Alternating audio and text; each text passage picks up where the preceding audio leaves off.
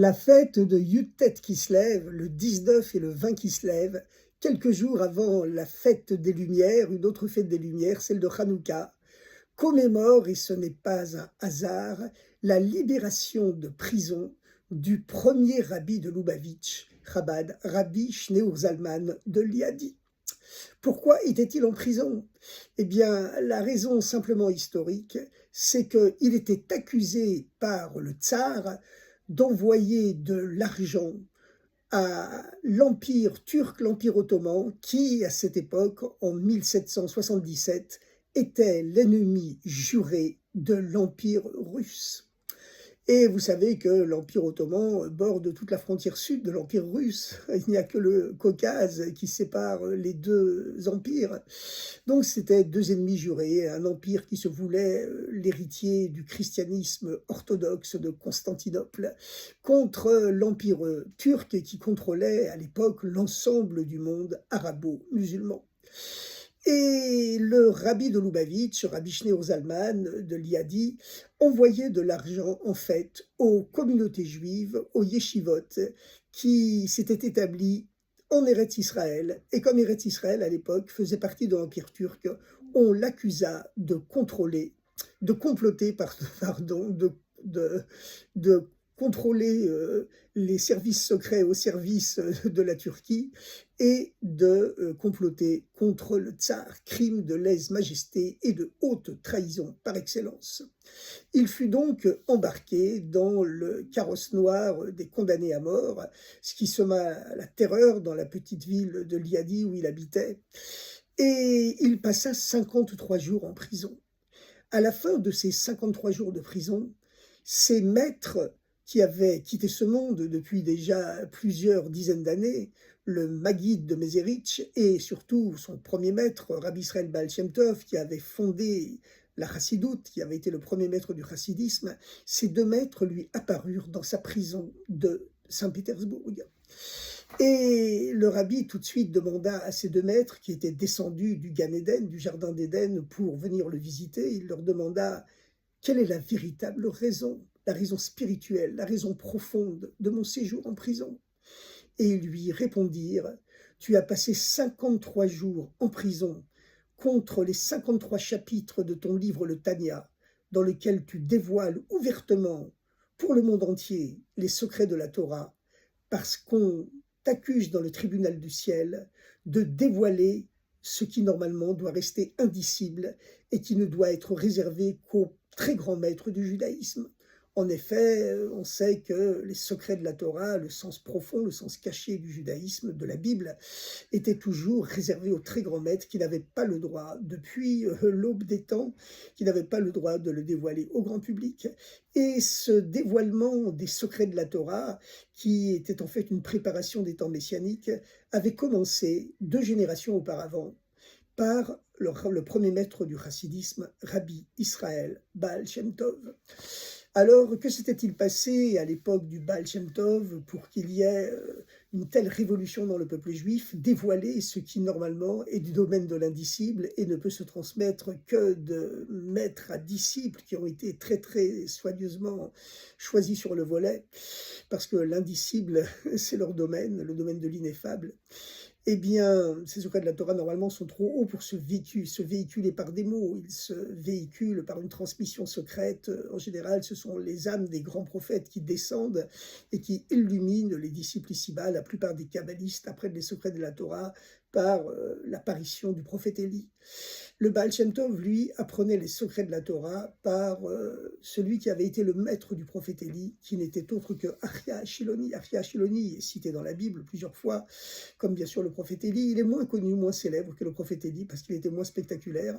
Mais Maïmonide, qui est conceptualisé comme le prince de l'école rationaliste du judaïsme, eh bien, dans la préface à son grand code de loi, le Mishneh Torah, le Yad HaChazaka, dans lequel Maïmonide, le Rambam, retrace toute l'histoire de la transmission du judaïsme depuis Moïse, 1200 ans avant l'ère commune, jusqu'à Ravashi, au 5e siècle après l'ère commune, eh bien, sur 40 générations donc, Maïmonide, lorsqu'il cite toute la chaîne de la transmission, de génération en génération, par tous les maîtres différents, de maître à disciple, il explique que Achia Achiloni vivait déjà à l'époque de Moïse, que quelques siècles plus tard, il faisait partie du grand tribunal du roi David. À l'époque de Moïse, il était encore tout jeune, et que plus tard, il devint le maître du prophète Élie. C'est-à-dire que Maïmonide, conceptualisé par l'ensemble des historiens, des chercheurs, des historiens spécialisés dans l'histoire du judaïsme, eh bien, il est conceptualisé comme le prince, le maître de l'école absolument rationaliste de la Torah, qui n'a rien à voir avec la Kabbale. En vérité, c'était un très grand kabbaliste, et il n'a pas peur d'exprimer ouvertement dans sa préface, et on sait qu'un maître met toute l'essence de son œuvre de sa préface, que Achia Achiloni avait vécu sur Terre dans le même corps pendant plusieurs siècles. Il ne s'était pas réincarné, hein. Il avait vécu dans le même corps, il était tout jeune à l'époque de Moïse, et ensuite il a vécu plusieurs siècles plus tard dans un des 70 grands maîtres du tribunal du roi David, et plus tard encore, il est devenu le maître du prophète Élie. C'est lui qui descendait du ciel, du Gan Eden, pour enseigner pendant 10 ans les secrets de la Torah au Baal Shem Tov. Au bout de 10 ans, il dit au Baal Shem Tov qu'il devait se dévoiler à son tour au grand public. Le Baal Shem Tov refusa pendant plusieurs années, et finalement, il fut obligé d'accepter. Et le Baal Shem Tov, donc, se fit connaître dans le grand public, il eut de nombreux disciples, et le Baal Shem Tov avait reçu pour mission de commencer justement à dévoiler ses secrets de la Torah. Comment avait-il eu ce dévoilement, cette idée d'une révolution totale dans le judaïsme, dévoiler ce qui avait toujours été caché? C'est que le Baal Shem Tov faisait partie de ces très grands maîtres spirituels qui sont capables de sortir de leur corps, de s'élever dans les mondes spirituels. Vous savez que le monde matériel dans lequel on vit n'est pas le seul monde qui existe. Entre Dieu et nous existe toute une chaîne de mondes spirituels. Ce monde-ci, le monde matériel dans lequel on vit, c'est le dernier de la chaîne.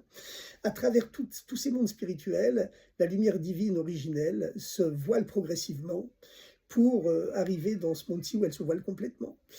Et donc, les très grands maîtres spirituels, on en parle déjà dans le Talmud, ont le pouvoir de s'élever dans les mondes spirituels et de regagner leur corps de leur vivant. Et le Baal Shem Tov écrit dans une très longue lettre qu'il a envoyée à son beau-frère, Rabbi Gershom de Kitov, qui était le directeur d'une grande yeshiva, une académie talmudique à Jérusalem à l'époque, une yeshiva de kabbalistes. Il lui raconte ce curieux événement absolument exceptionnel, extraordinaire. Il lui raconte que lors du dernier Rosh Hashanah, le dernier jour de l'an, eh bien, son âme a quitté son corps au milieu de la prière dans la synagogue. Et il s'est élevé de niveau en niveau. Le Baal Shem Tov écrit en détail comment il s'est trouvé face à des milliers d'âmes qui venaient à sa rencontre, qui étaient dans une joie indescriptible, une joie qu'il n'avait jamais pu imaginer de sa vie, qu'une telle joie puisse exister.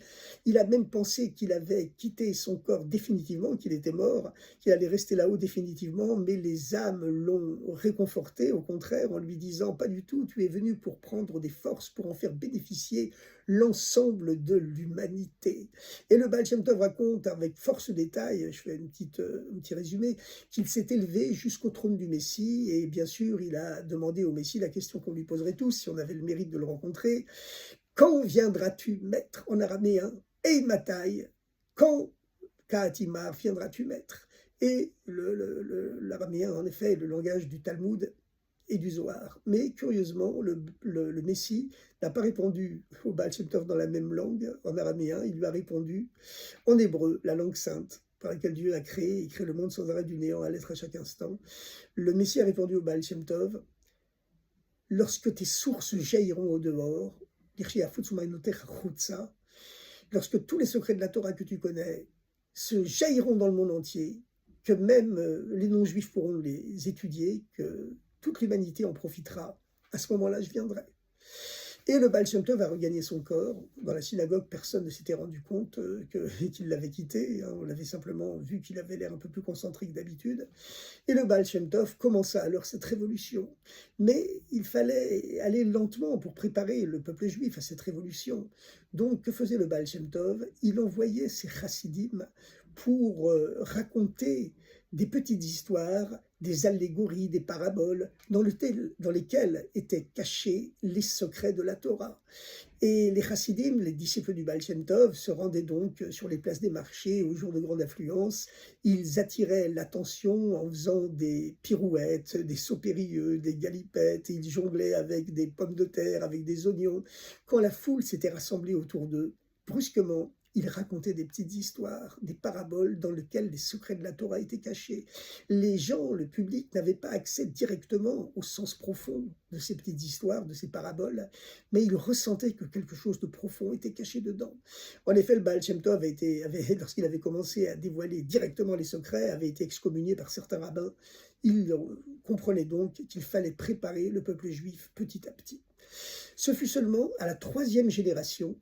Le Baal Shem Tov avait été succédé par un autre très grand maître qui était le Maguide de Mezerich, dont on dit qu'il a pris 2 fois la force spirituelle même du Baal Shem Tov, à l'exemple du prophète Élisée, le prophète Élisha, qui avait pris 2 fois la force spirituelle du prophète Élie.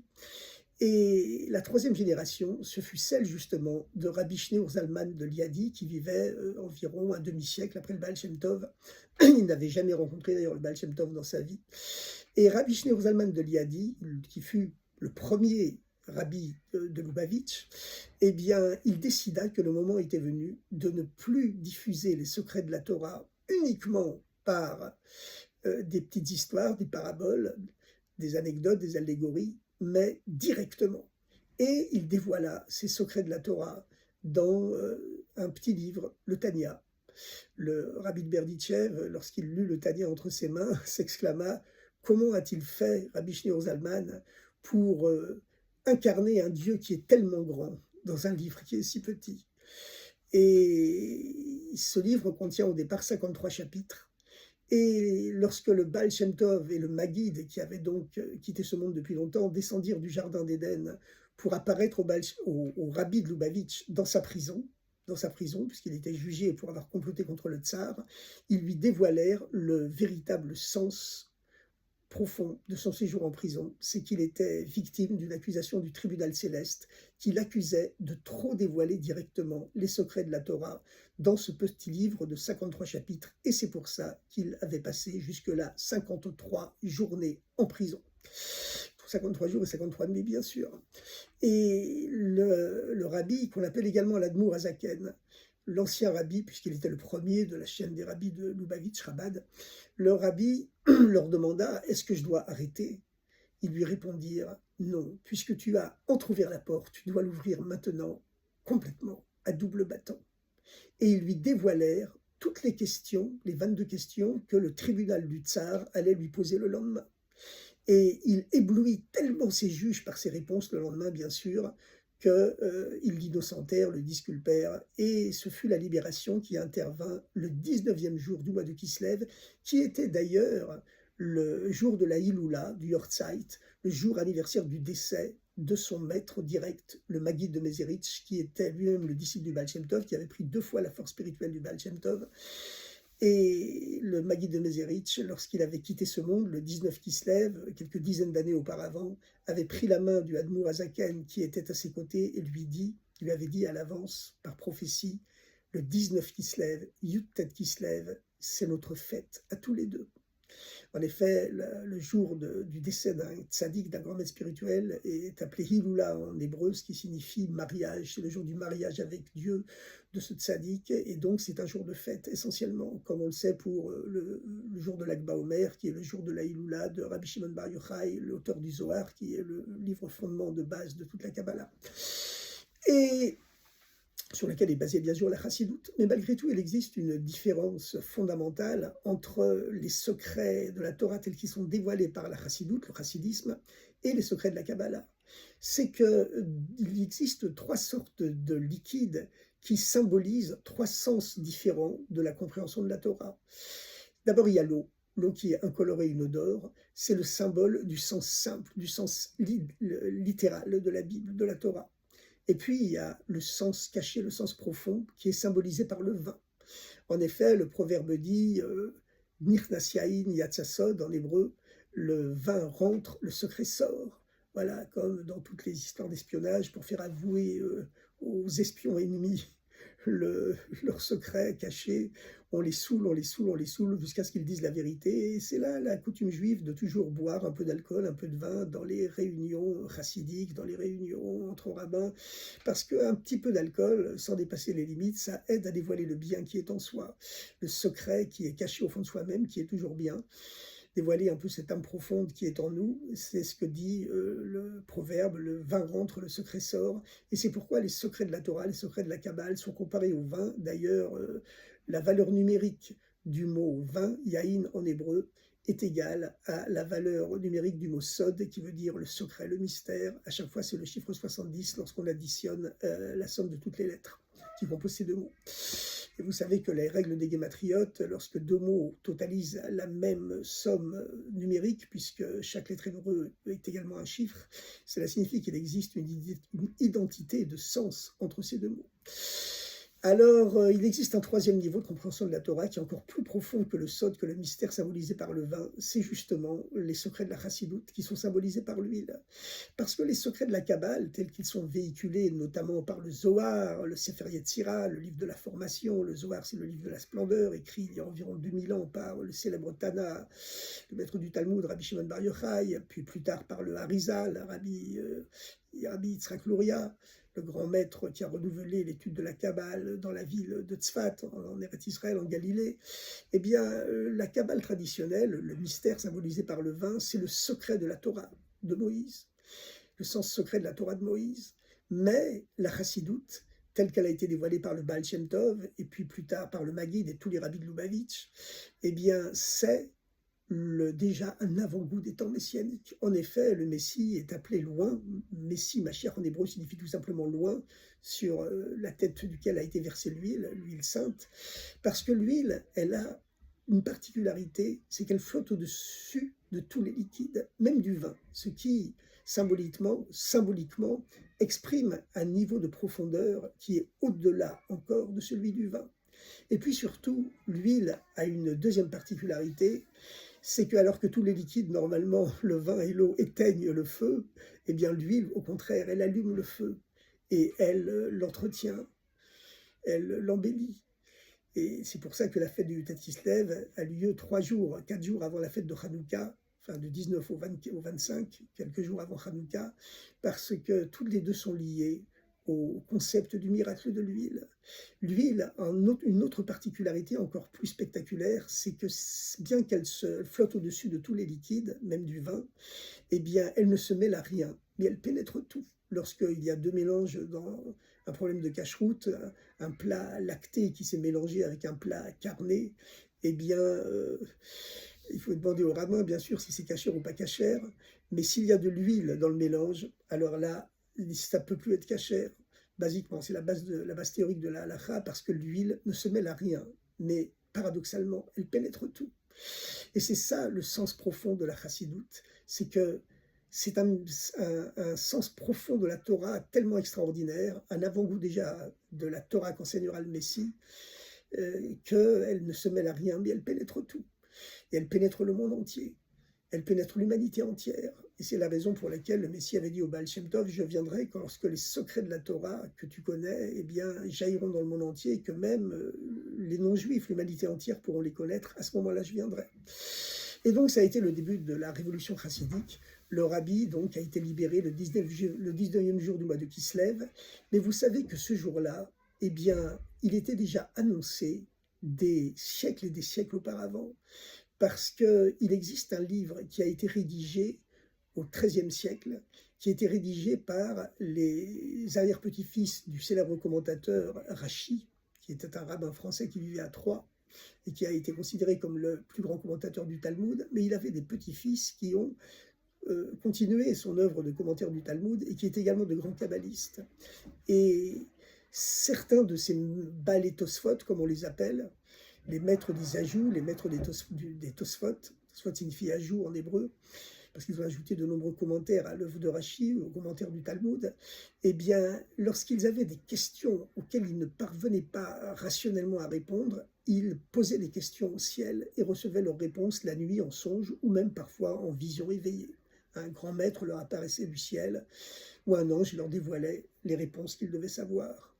et ils ont consigné leurs questions et leurs réponses dans un livre qui s'appelle Sheelot Utshuvot Min Hashamayim, questions et réponses du ciel, qui a été écrit donc au XIIIe siècle, c'est-à-dire 6 siècles avant la libération de prison du Rabbi, qui est pas seulement la libération d'un homme, mais qui est surtout la libération des secrets de la Torah, cette dimension des avant-goûts des temps messianiques. Et on trouve dans ce livre, questions et réponses du ciel, une question étrange des Baalei Teshuvot, des Baalei Tosfot. Il demande au ciel, qu'est-ce que la fête du 19 qui se lève? Parce que cette fête existait déjà spirituellement dans les mondes cachés, mais n'était pas encore dévoilée sur terre. Et ils écrivent la réponse qu'ils ont reçue, c'est le jour de la nouvelle. Le jour de la nouvelle, que les secrets de la Torah, qui préparent les temps messianiques, sont maintenant disponibles, non plus seulement pour quelques maîtres triés sur le volet, mais pour l'ensemble du peuple juif, et même pour l'ensemble de l'humanité. Puisque même les non-juifs dorénavant peuvent et doivent même les étudier. Et donc tout cela va de pair, bien sûr, avec cette finalité de l'histoire que sont les temps du Messie, puisque vous savez que, d'après la Kabbalah, eh bien, l'histoire du monde telle qu'elle est, depuis toujours, elle doit durer au maximum 6000 ans. Nous sommes actuellement, au moment où je vous parle, en l'an 5785. Cela ne signifie pas que le Messie doit attendre 6000 ans pour venir. 6000 ans, c'est une date butoir, mais en vérité, le Messie va venir bien avant. Mais il existe 2 périodes dans l'ère messianique. Dans la première période, tous les êtres humains continuent à vivre absolument normalement. On continue à boire, à manger, à travailler, à dormir, à voyager. Tout est absolument normal. Mais la seule différence, qui est quand même de taille, c'est que tous les Juifs reviennent sur leur terre, en Eretz Israël. Tous les Juifs se ressourcent à la Torah et redécouvrent la pratique de la Torah. Et surtout, le Messie, c'est l'incarnation de toute une évolution de l'humanité qui amène la paix mondiale. Et c'est une ère de félicité, de richesse extraordinaire qui commence, où toute l'humanité, sevrée de richesses matérielles, va se tourner vers le spirituel. Et ce sera une période donc de richesse et de paix infinie. Alors vous savez, on dit que maintenant déjà on ressent des prodromes des temps messianiques, des prémices des temps messianiques, un avant-goût des temps messianiques. Et à ce moment-là, le Messie dévoilera un sens tellement profond dans la Torah qu'on aura l'impression que c'est une nouvelle Torah. En vérité, pas une seule lettre ne sera changée dans la Torah, mais le sens profond qu'il dévoilera sera tellement impressionnant qu'on aura l'impression que c'est une nouvelle Torah, comme le disent les prophètes, Torah Chadasha, une nouvelle Torah. Torah Chadasha, Tetsé Mimeni, une nouvelle Torah sortira de moi. Eh bien, ce sera la même Torah, mais avec un sens tellement profond, tellement révolutionnaire, qu'on aura l'impression, encore une fois, que c'est une nouvelle Torah. Et donc, vous savez que les temps messianiques, qui sont donc le 7e millénaire, sont rappelés chaque semaine par le Shabbat, qui est le 7e jour. Mais il existe une coutume juive qui est rapportée dans le Code de loi, le Shulchan Aruch, et qui dit qu'à partir du midi du 6e jour, à partir du midi du vendredi, eh bien, c'est une coutume de goûter une bouchée de tous les plats qu'on consommera le Shabbat. C'est seulement un avant-goût. Et de la même façon, puisque le Shabbat c'est le rappel hebdomadaire des temps messianiques et que la veille du Shabbat c'est le rappel hebdomadaire de la veille des temps messianiques, avant les temps messianiques, avant la venue du Messie, Dieu donne déjà à goûter à l'ensemble de l'humanité, et en premier bien sûr au peuple juif, eh bien un avant-goût des temps messianiques. Alors, qu'est-ce que c'est que cet avant-goût des temps messianiques? Eh bien, c'est bien sûr tous ces progrès incroyablement fantastiques, des découvertes scientifiques qui, en l'espace de quelques dizaines d'années, ont fait avancer l'humanité plus que dans les 5500 années précédentes. Par exemple, aujourd'hui, en 5785, en 2025, eh bien, n'importe quel Français moyen qui dispose de sa voiture, de son téléphone portable, et sait de quoi aller en vacances, se déplacer au bout du monde au moins une fois par an, eh bien, chacun a une vie qui est une vie qui était celle des milliardaires il y a à peine 2 siècles. Mais en vérité, l'essentiel, bien sûr, c'est puis il y a aussi cette révolution médicale qui a doublé l'espérance de vie en l'espace de quelques dizaines d'années. Les gens ne s'en rendent pas compte, mais on a aujourd'hui une vie de rêve par rapport à ce qu'elle était il y a seulement 2 siècles, ou même un siècle et demi, ou même un siècle. Et, et ces temps messianiques, donc, ils ont commencé, enfin la veille des temps messianiques, on n'est pas encore dans les temps messianiques, on est seulement à la veille, d'accord, où Dieu donne seulement un avant-goût, une petite bouchée du plat de résistance que seront les temps messianiques, où il y aura une période donc, qui s'ouvrira de richesse généralisée et de richesse spirituelle aussi, parce que quand on est sevré de matériel, eh bien, on peut se tourner vers le spirituel et ce sera le cas, parce que les gens auront besoin de chercher un sens à leur vie.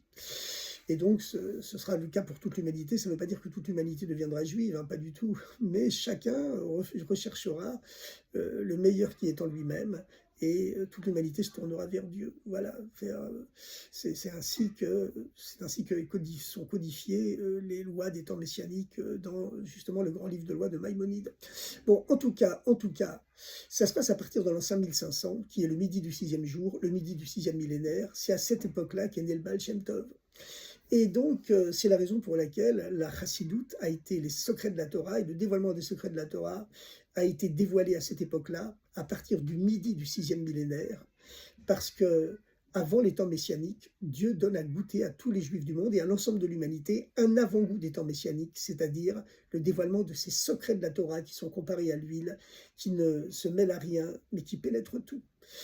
Et il existe aussi des avant-goûts physiques des temps messianiques. C'est la raison pour laquelle, à notre époque, Dieu a rendu la terre d'Israël au peuple juif, et que cette terre qui était restée un désert de pierres, de sable, de rocs et de marécages pendant presque 2000 ans, eh bien, il a suffi que les Juifs y reviennent après presque 2000 ans d'exil, et en l'espace de quelques dizaines d'années, ce que 2 millénaires n'avaient pas pu faire, eh bien, puisque tous les peuples du monde, hein, toutes les civilisations s'étaient battues, entretuées pour conquérir cette terre et pour la dominer, mais comme un jouet qu'un enfant n'a pas mérité et qui se casse dans ses mains dès qu'il l'obtient, eh bien, la terre, malgré toutes les guerres qu'il y avait entre les Turcs, les Arabes, les Byzantins, les Ottomans, etc., et les croisés venus de l'Europe occidentale, et les croisades qui ont duré plusieurs siècles, eh bien, la terre restait un ensemble infâme de désert et de marécages, jusqu'à ce que les Juifs, selon la promesse divine, y reviennent. Et donc, le retour du peuple juif sur sa terre aujourd'hui, c'est un avant-goût des temps messianiques qui doit être conceptualisé par toute l'humanité comme tel, parce que c'est un signe de bonheur pour l'ensemble de la planète Terre, pour l'ensemble de l'humanité, qui doit apporter le bonheur à tous ses voisins en premier, mais aussi à l'ensemble de l'humanité. Et puis, encore une fois, les progrès scientifiques, les progrès de la médecine, mais surtout, bien sûr, les progrès spirituels et le dévoilement de ces secrets de la Torah, de la chassidoute. Donc, c'est la première chose qui va aider l'humanité à progresser dans la marche spirituelle, l'amélioration spirituelle et morale qui doit mener au temps messianique. Alors, chers amis, c'est la fête de Yutat Kislev, c'est la libération de prison du premier rabbi de Lubavitch, et en même temps, c'est l'accomplissement des bénédictions, des prophéties que le Messie avait enseignées au Baal Shem Tov, à savoir, je viendrai lorsque tes sources jailliront au dehors, lorsque les secrets, le sens profond de la Torah jaillira au dehors, lorsque l'huile de la Torah, qui sacrera un jour le Messie, eh bien, elle jaillira dehors, cette huile qui ne se mêle à rien et qui pénètre tout. Elle doit pénétrer toutes les civilisations du monde, et elle doit améliorer toute l'humanité. Et c'est ainsi que chacun de nous doit dévoiler le Messie qui est en nous. On a tous une étincelle du Messie en nous, comme on a une étincelle de Moïse, etc., etc.